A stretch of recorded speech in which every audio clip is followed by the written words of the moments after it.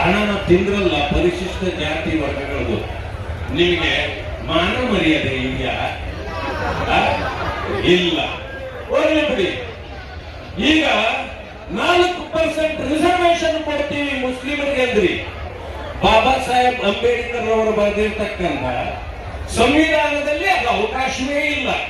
ಇದನ್ನ ಎಲ್ಲಾ ಕೇಂದ್ರು ನಿಮ್ ತಲೆಯಲ್ಲಿ ಜೇಡಿ ಮಣ್ಣು ತುಂಬಿಕೊಂಡಿದೆಯಲ್ಲ, ಯಾರು ಇದನ್ನ ತೆಗೆಯೋರು?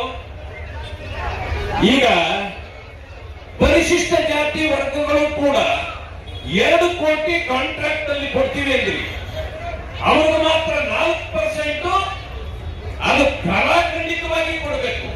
ಆದ್ರೆ ದಲಿತರನ್ನ ಮಾತ್ರ ಹೇಳಿದ್ರಲ್ಲ, ಎಷ್ಟು ಪರ್ಸೆಂಟ್ ಇಷ್ಟ ಇಲ್ಲ. ಕೊಟ್ಟರು ಕೊಡ್ಬೋದು, ಬಿಟ್ಟರು ಕೊಡ್ಬೋದು. ಯಾಕೆಂದ್ರೆ ಅವ್ರು ನಿಮ್ಮನ್ನು ಕೇಳಕ್ಕೆ ಬರೋದಿಲ್ಲ. ಈ ಪೆಂಡಾಲ್ ಕಡೆ ಪೂರ್ತಿ ಉದ್ದ ಸಾವಿರಾರು ಜನ ಕಾರ್ಯಕರ್ತರು ಅವ್ರ ಹಾಸಿಗೆ ಇತ್ತೋ, ತಿಂಬಿತ್ತೋ, ಏನಿತ್ತೋ ಮಲಗಿದ್ರು ಅವರು. ಇದು ನಿಜವಾದ ಕಾರ್ಯಕರ್ತರ ಸ್ಫೂರ್ತಿ ಬಂದಿದೆ ಅಂತ ಹೇಳಿ ಭಾವಿಸಿದ್ದೇನೆ.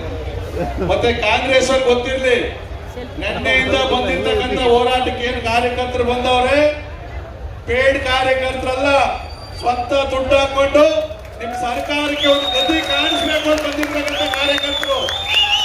ಒಬ್ಬೊಬ್ರು ಕೂಡ ಒಂದೊಂದು ಆನೆ ಬಲ ಇರ್ತಕ್ಕಂಥ ಕಾರ್ಯಕರ್ತರು ಬಂದ್ರೆ ನಮ್ಗೆ ಅಶಕ್ತಿ ಐತೆ. ನಮ್ಗೆ ಕುರಿಗಳ ಮಧ್ಯೆ ಸೇರ್ಕೊಂಡು ಒಂದಷ್ಟು ದಿನ ನಾವು ಕುರಿತರ ಆಗೋಗಿದ್ವಿ.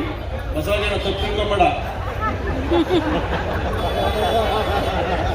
ನಾನು ನಿಮ್ ರಿಲೇಷನ್.